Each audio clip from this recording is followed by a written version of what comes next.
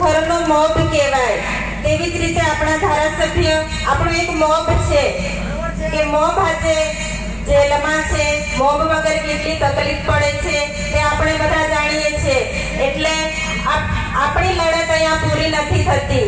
જ્યાં સુધી ન્યાય નથી મળતો ત્યાં સુધી આપણે આપણી લડત ચાલુ રાખવાની છે. આપણે હિંમત નથી હારવાની.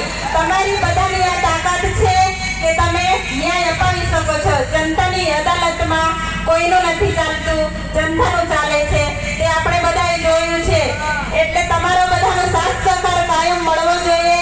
જે ધારાસભ્ય સડકથી સદન સુધી લોકો માટે લડે છે, લોકો માટે અવાજ ઉઠાવે છે, ઘર પરિવારની ચિંતા કર્યા વગર હર હંમેશા લોકોની વચ્ચે રહે છે, એ આ ભાજપના નેતાઓને ગમતું નથી. એટલે વારે ઘડીએ જેલમાં મોકલે છે, પણ આપણે એનો બદલો લેવા માટે તમે બધા તૈયાર છો ને? આપણે બદલો લેવાનો છે. 2027માં અંબાજીથી ઉમરગામ એક પણ સીટ લોકોને નથી આપવાની. બધી સીટ આદિવાસીની આવી જોઈએ. એટલે આપણે બધાએ અત્યારથી તૈયારીમાં લાગી જવાનું છે કે આપણે જેવી રીતે હાલ નર્મદા જિલ્લામાં સુપડા સાફ કર્યા છે, એવી જ રીતે અંબાજીથી ઉમરગામ 2027માં આપણે એમના પણ સુપડા સાફ કરીને એમને ઘરે બેસાડી દેવાના છે. તો તમે બધા સાથ સહકાર આપજો એવી હું આશા રાખું છું. અને હવે ટૂંક સમયમાં તમે બધા દુઆ કરો છો, આપણી સાથે કુદરતની દયા પણ છે, તમે બધા સાથ સહકાર આપો છો.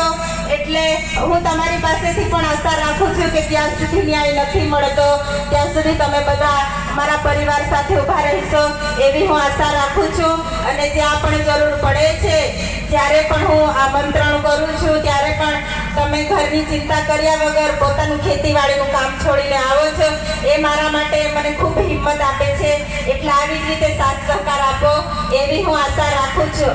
અને જે આ 7 ટર્મથી સાંસદ છે, 2 દિવસ પહેલાનું નિવેદન છે કે ડિબેટમાં બેસો. તો કેમ હમણાં તમને ડિબેટ યાદ આવે છે? જેલમાં છે ત્યારે યાદ આવે છે?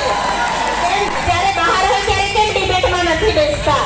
મનસુખ દાદા, તમારે ડિબેટમાં બેસવું હોય તો મારી જનતા સાથે તમારી સામે ડિબેટમાં બેસવા માટે તૈયાર છું. તમે આવી જજો.